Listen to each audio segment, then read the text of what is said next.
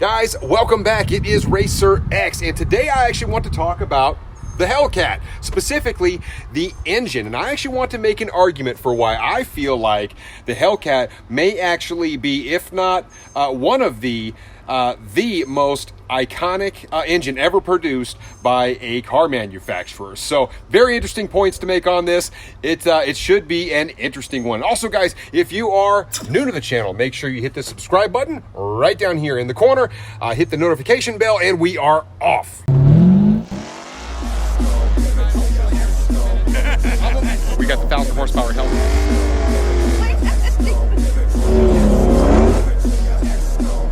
God. So before we jump into my arguments for the Hellcat, I do want to make several qualifying statements here. People have been driving cars for a really long time, and there are lots of iconic engines out there, lots of engines that have really sort of catapulted things forward in terms of the evolution of the automotive industry. So I want to kind of put it out there that, look, I'm talking about performance-wise, what has really kind of helped us to evolve to where we are today, because the last 6 to 8 years, the performance industry has come a really long way in terms of horsepower and what these cars are truly capable of. And we've seen it really across the boards, domestic, imports, everybody. So let's talk specifically. We're not talking about, Henry Ford's Model A or anything like that, but I do want to kind of talk specifically about maybe some of the engines that have really catapulted things forward and why this Hellcat is so wicked. So I do realize this is a very subjective thing. It really just kind of depends on what you like, because there are a lot of really cool engines out there, lots of different manufacturers from all over the world. So, what are you into? But I do want to take just a second. I mean, there are some cool things out there. Certainly, the rotary engine from Mazda. Very cool, kind of innovative, something different. And then, of course, you've got like the 2JZ from Toyota. You've got the VTEC engines from Honda. So there's lots of import stuff out there. The Boxer, certainly, from Subaru. Very cool engines. All of them are kind of just different and interesting. Of course, you've got the inline engines from a lot of your European folks out there. So you've got Porsche, you've got Volvo, BMW, lots of inline stuff out there. Of course, they're making a lot of turbos in those. And all of those are very cool in their own right. And then, of course, when you talk about domestic, you've got a lot of stuff going on there too. Certainly the Coyote might be in a class by itself, 4 valves per cylinder. You're talking dual overhead cam, and that thing is a very robust engine. They put it in their trucks. So I've got to give the Coyote its just due, and there are other Ford engines out there that are great. Certainly from Chevy, the LS and the LT platform. Man, what an engine there. That's why they do swaps on so many cars, LS swaps. They put that thing in the Corvette. They put it in the Camaro. They had it in the GTOs for a while. They had it in all sorts of stuff, the Trans Am. And, while that thing has changed just a little bit over time, that 6.2 liter has been a staple for those guys. And it is a fantastic engine because it is not that expensive to actually work on. Cams are easy in those cars. So a lot of really cool stuff on the LS platform. Then, of course, even from Dodge, you had the Viper with a V10. Very cool stuff. And, you've even got like Lambo and stuff out there that's got those really neat high-revving V12s. Absolutely sick motors out there. Ferrari has its own set of motors out there. Very high-revving, relatively low displacement and lower on the torque, but very high horsepower and very neat in their own right. And each one of these things has pushed the envelope in the automotive world. But you know what? I want to talk a little bit about the Hellcat and why it is so darn cool. So I want to give you a little bit of a background on the Hellcat. So we'll talk a little bit about specs. You're looking at obviously a supercharger sitting on top of this 6.2 liter Hemi. This is an IHI supercharger, 2.4 liter in displacement. We're talking about the 2015 models. This is not a red eye. So this is back when it came out, 2015, 2016, so forth and so on. But 707 horsepower and 650 pound-feet of torque just sort of blew everybody out of the water. And some very cool things about this particular engine. They did a lot lot with the cooling on this. You've got air-to-water intercoolers located right down here. You've got basically 2 valves per cylinder. They even have sodium-filled exhaust valves in this thing. So they did a lot of engineering to try and make this thing stand up to the pressures, the cylinder pressures that it was going to be putting up with. As a matter of fact, 21,000 pounds every time that that thing goes off. It's like having 4.5 Hellcats sitting on top of each piston every time it fires. A very impressive stat. This thing actually has an iron block, and while it may be a little bit heavier, it is also very robust. It's actually the same basic block that you get in the naturally aspirated variant, the 6.4 SRT or the Scat Pack. Of course, a lot of other goodies come on the Hellcat, but a couple other really cool stats.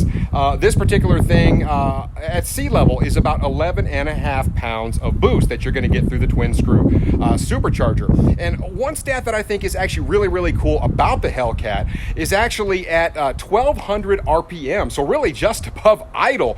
This thing makes 411 pound-feet of torque. That's more than 95% of cars on the road, and it's barely above idle. That tells you how torquey this thing is. So believe it or not, it actually takes 80 horsepower just to turn the supercharger on this car. Kind of an interesting stat there as well. Comes with 600cc injectors, and the compression ratio on this is a 9.5 to 1, which is sort of what you'd expect on a boosted application.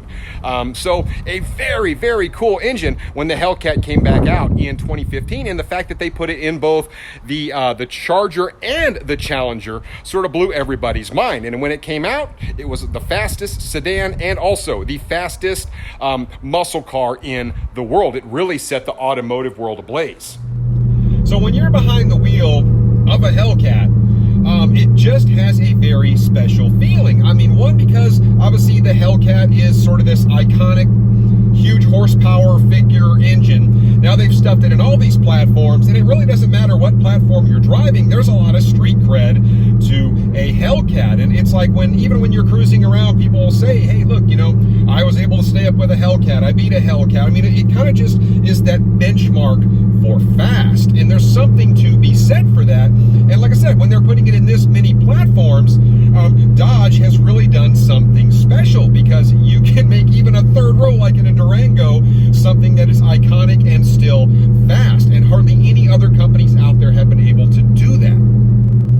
Another way that you know that the Hellcat was a really special engine is just by the impact it had on a lot of your traditional SRT guys. In 2015, when this thing was released, really all the way up till now, ask anybody that's got even a 392, which in its own right is a very fast car, when they go to the gas station or when they're out just cruising around going to meets, what is the predominant question that these guys get? You guys know what it is, right?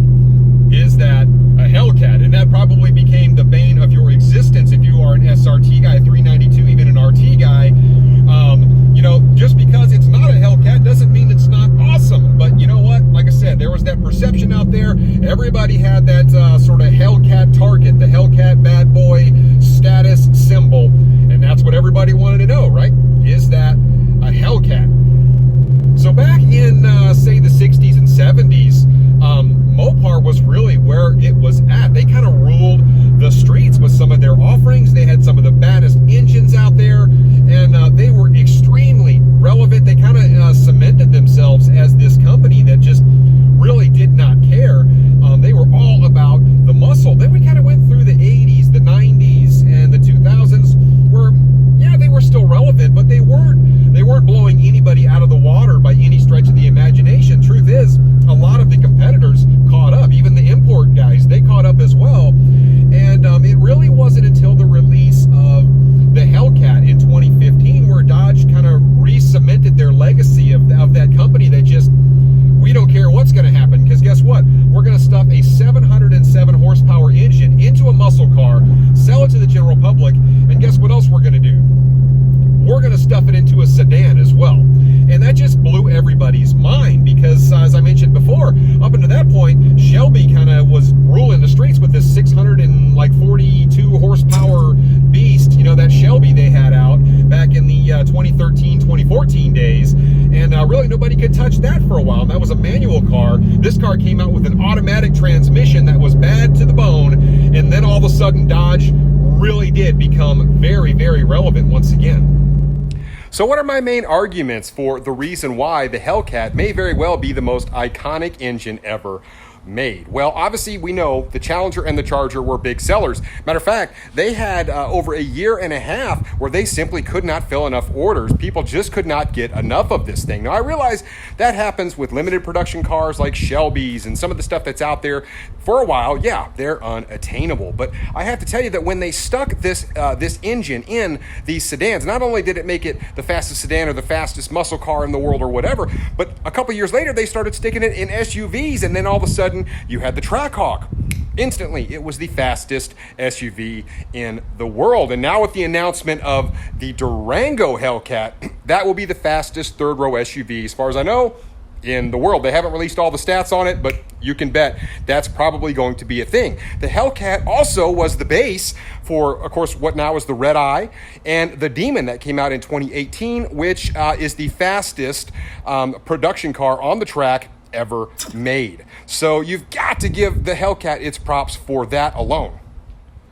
So next, let's talk about aftermarket. So how many cars are out there, especially that you can find in 4 different platforms, that you can literally do pulleys, get the right fueling, and do a tune, and reliably make 1,000 horsepower. This engine has proven time and time again that it can reliably make 1,000 horsepower, and in the Charger and Challenger variants for sure, they can go deep into the 9s, and they can do it all the time. So there's something to be said for a car that can do that. Now, I realize there are those people out there that will say, oh, well, the Hellcat is heavy.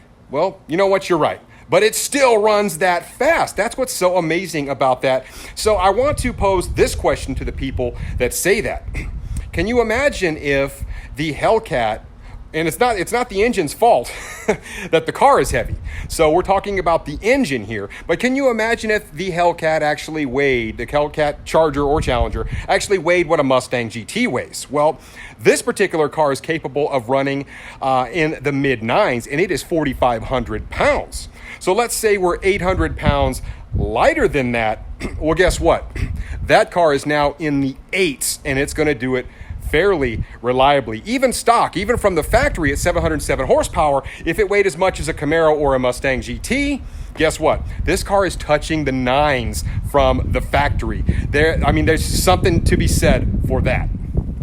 Now, there's always going to be the argument out there. Well, if you had just strapped a supercharger to a Coyote, or twin turbos to a Coyote, or you strap a supercharger to an LT engine, then you know what? You get just as much or more power. It's faster. It's lighter. There's always people that are going to argue that. You can strap a jet engine to whatever you want. At the end of the day, this thing came out and it was that fast from the factory with a full warranty. So definitely something to be said for that. And the other thing is, the whole reason that these days we get offerings like the Shelby GT500 that are in the mid 7s in terms of horsepower, and the same obviously with the Corvette ZR1 and all these really high horsepower offerings, it is because of that thing. That is the reason that it is so cool to be an automotive enthusiast right now. And I'm not necessarily Mopar loyal. I'm an enthusiast through and through for all brands. But I have to say, if it wasn't for Dodge coming out with the Hellcat and pushing the envelope, raising the bar, so to speak, I don't think we would be as far along as we are in terms of these horsepower wars that we're going through now. And even the imports, they are just jumping up and up and up on the horsepower just to keep up. Okay, so those are my thoughts on why the Hellcat is such an iconic engine, possibly the most iconic engine ever made. So you guys let me know what you think about my assessment in the comments down below. I will ask you to please be respectful. We are all car people at the end of the day. I am an enthusiast through and through, and I appreciate all makes and models, and it's okay to have a difference in opinion. Let's just, like I said, let's be respectful to each other, but I love kind of putting that debate out there and letting people kind of go to town. It just sort of adds to the fun, and hey, that's why cars, they make so many different brands and variants, is because we're all different and we have different tastes. So anyway, guys, I hope you liked the video, and I will catch you on the next one. So until then, Racer X.